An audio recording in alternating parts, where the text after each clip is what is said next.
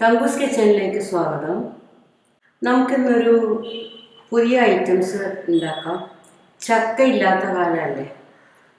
എനിക്കൊരു പഴുത്ത ചക്ക കിട്ടി. പക്ഷെ അത് ചക്കയുടെ ഉണ്ടാക്കുന്ന ചക്കയല്ല, കൂഴച്ചക്കയാണ്. വരിക്കച്ചക്ക പഴുക്കേണ്ട കാലം ആവാത്ത കാരണം നമുക്ക് ഇതുകൊണ്ടൊരു ചക്ക അട ഉണ്ടാക്കാം. ചക്കയുടെ ഉണ്ടാക്കാനുള്ള വസ്തുക്കൾ: നമ്മൾ ചക്ക നന്നാക്കി മിക്സിയിൽ അരച്ച് റെഡിയാക്കിയിട്ടുണ്ട്. ശരിക്കും ചക്ക പലഹാരം ഉണ്ടാക്കുന്നത് ഇങ്ങനെയല്ല. ചക്ക വേവിച്ച് ശർക്കര ഇട്ട് വരട്ടിയിട്ട് വേണം ഉണ്ടാക്കാൻ. പക്ഷേ ഈ ചക്ക അതിനാവില്ലാത്ത കാരണം നമ്മൾ ചക്ക അരച്ചെടുത്തു. അതിലേക്ക് വേണം അരിപ്പൊടി, വേണം ശർക്കര വേണം. ശർക്കര ഞാൻ അധികം ഉരുക്കി വെച്ചിട്ടുണ്ട്, ആവശ്യത്തിന് മാത്രം എടുത്താൽ മതി. ഏലക്കാപ്പൊടി ഉണ്ട്, വാഴയുടെ ഇല വാട്ടി വെച്ചിട്ടുണ്ട്. ഇടനയുടെ ഇലയാണെങ്കിൽ ഇതിൽ നന്നായിരുന്നേനെ, കിട്ടാനില്ല. തേങ്ങ അരിഞ്ഞ് വെച്ചിട്ടുണ്ട് ചെറുതായിട്ട്. ഇത് നമ്മൾ നെയ്യിലൊന്ന് മൂപ്പിച്ചിടണം, കാരണം ഇത് ഇന്ന് തന്നെ തിന്ന് തീരുവാണെങ്കിൽ അതിൻ്റെ ആവശ്യം ഉണ്ടായിരുന്നില്ല. ഇത് 3-4 ദിവസം നമുക്ക് വച്ചേക്കാൻ പറ്റും. അപ്പോൾ തേങ്ങയുടെ കനപ്പെന്ന് പറയും, എന്തായാലും പറയാം, ഒരു വ്യത്യസ്തമായൊരു ഇത് വരും. അത് കാരണം നമ്മളിത് എണ്ണയിലൊന്ന് മൂപ്പിച്ച് വാടിയാണെങ്കിലും മതി ഇടും. ഇതെല്ലാം തയ്യാറാക്കിയിട്ട് ഞാൻ നിങ്ങളെ കാണിക്കാം. ഇത്രയും ചക്ക കൊണ്ട് ഉണ്ടാക്കിയാൽ നമുക്ക് ചിലവാകില്ല. നമുക്ക് ആവശ്യത്തിന് മാത്രം എടുത്തിട്ട് ബാക്കി ഫ്രിഡ്ജിൽ സൂക്ഷിച്ചാൽ ഇനി ഒരു പ്രാവശ്യം കൂടി ഉപയോഗിക്കാൻ പറ്റും. നമുക്ക് വേണ്ടത് മാത്രം എടുക്കാം.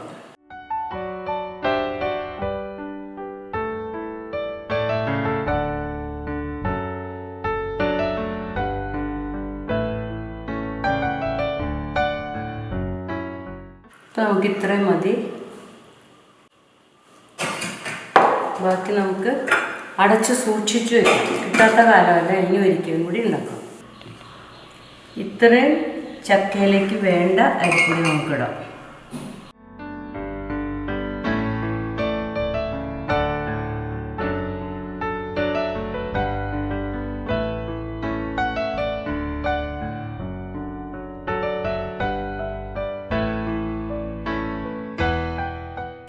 ഇനി നമുക്ക് മധുരം അധികം ഇഷ്ടപ്പെടുന്നവരാണെങ്കിൽ ശർക്കര അധികം ഒഴിക്കാം.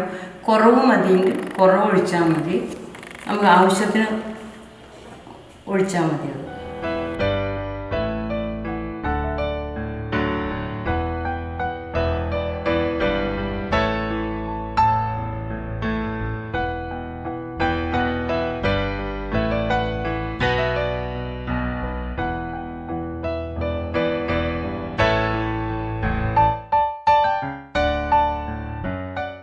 നമ്മളിതിലേക്ക് 1 സ്പൂൺ ഏലക്കാപ്പൊടി ഇടുകയാണ്. ഏലക്കാപ്പൊടി മാത്രമല്ല, പഞ്ചസാര കൂട്ടിപ്പൊടിച്ചത്, അതാണ് അത്ര ഇട്ടത്.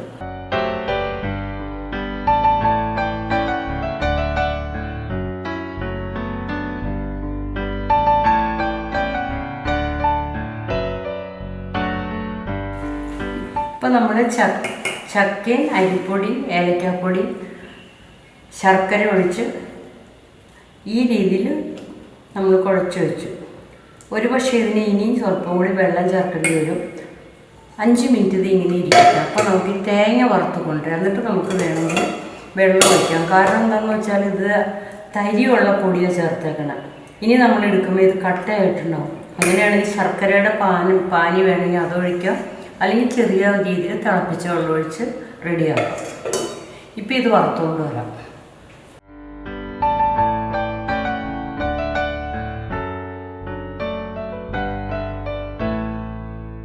നമ്മൾ തേങ്ങ വറക്കാനുള്ള, മലയാളത്തിൽ പറയുകയാണെങ്കിൽ ചീനച്ചട്ടി അടുപ്പത്ത് വെച്ചു. അതിലേക്ക് നമ്മൾ ഈ എണ്ണ ഒഴിക്കുകയാണ്. എണ്ണയല്ല, നെയ്യാക്കാം. ഇപ്പം നമ്മുടെ നെയ്യ് മൂത്ത് കഴിഞ്ഞ് നമ്മൾ ഈ എണ്ണ ഇടുകയില്ല. ഇപ്പം നമ്മൾ തേങ്ങ വറക്കാനും ശേഷമാണ് വറുത്തിട്ട് നിങ്ങൾക്ക് കാണിക്കാൻ തോന്നുന്നില്ല.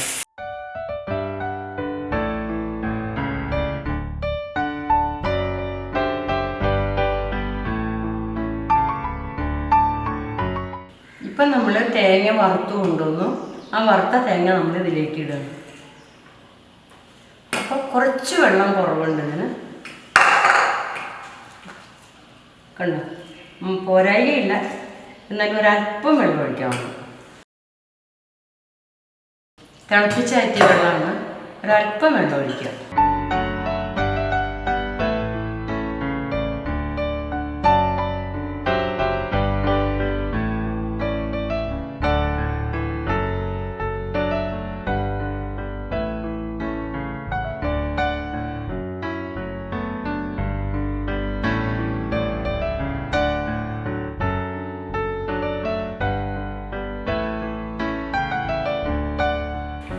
നമുക്കിത് കുറച്ച് മാവ് ഇലയിലേക്ക് ഇട്ട് കൊടുക്കാം.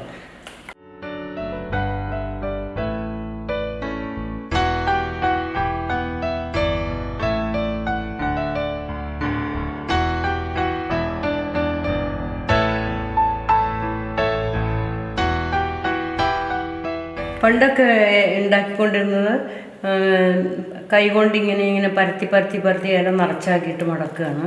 പക്ഷെ എനിക്ക് തോന്നുന്നു അതിൽ നല്ല ഐഡിയ ഇങ്ങനെയായിരിക്കും. അപ്പോൾ നമ്മൾ കൈകൊണ്ട് തൊടണ്ടല്ലോ, എല്ലാവർക്കും കൈകൊണ്ട് തൊടുന്നത് ഇഷ്ടപ്പെടുകയില്ല. അപ്പോൾ നമ്മളിങ്ങനെ ചെയ്തു. കുറച്ച് കനം കുറച്ചാൽ ടേസ്റ്റ് അധികമായിരിക്കും. എന്നിട്ട് നമ്മൾ ഇങ്ങനെ മടക്കും.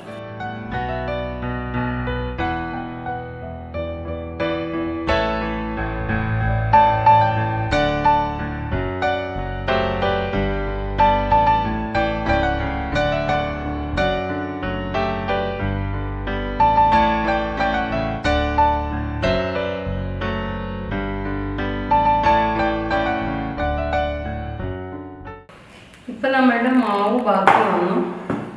മുഴുവനും ഉണ്ടാക്കാത്തതാണ്, ചിലവാകില്ല. ശർക്കര ഉരുക്കിയതും ബാക്കി വന്നു. നമുക്ക് പിന്നീട് ഉണ്ടാക്കാം. ചക്ക അരച്ചതും ബാക്കി വന്നു. ഇരിക്കട്ടെ, പിന്നീടാണ്. ഇപ്പം നമ്മൾ വളരെ കുറച്ച് ഉണ്ടാക്കാനായിട്ട് അട പരത്തി അടപ്പത്ത് വയ്ക്കാൻ പോവാം. അതിനാവശ്യമായ വെള്ളം ഒഴിച്ചു ഇഡ്ഡലി തട്ട് വയ്ക്കുകയാണ്. എന്നിട്ട് നമ്മളിതിലേക്ക് എടുത്തു വയ്ക്കുക. ഇത് ഓരോന്ന്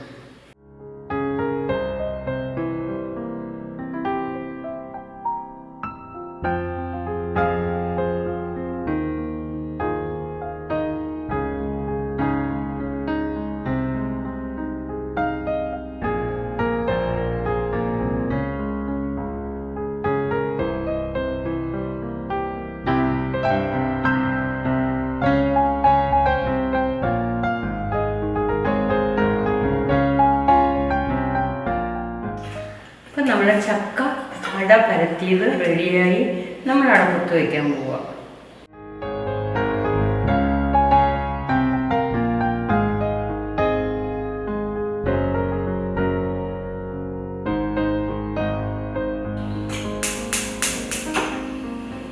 സ്റ്റൗ കത്തിച്ചു, അടപ്പത്ത് വെച്ചു. കറക്റ്റ് ആവി വന്നതിന് ശേഷം നമ്മളിത് സിമ്മിലിടണം. ഇനി നമുക്ക് വെന്തിട്ട് കാണിക്കാം.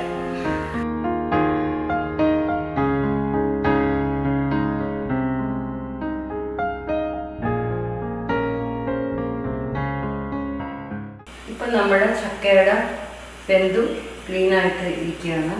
നമുക്കിത് സ്റ്റൗ ഓഫാക്കാം. ആവി പോയി കഴിയുമ്പോൾ നമുക്ക് നോക്കാം.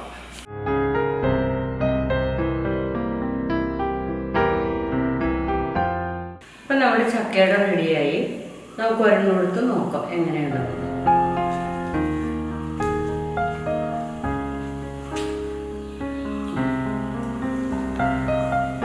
നല്ല സൂപ്പർ അടയായിട്ടുണ്ട്.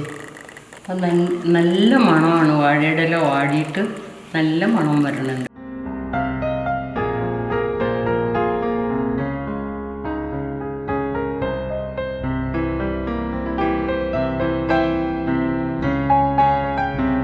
ചക്കയുടെ നല്ല അടിപൊളിയായിട്ടുണ്ട്. നിങ്ങളിത് കണ്ടിട്ട് കമൻറ്റ് ചെയ്യണം, ലൈക്ക് ചെയ്യണം. ഇനിയൊരു വീഡിയോ ആയിട്ട് നമുക്ക് കാണാം.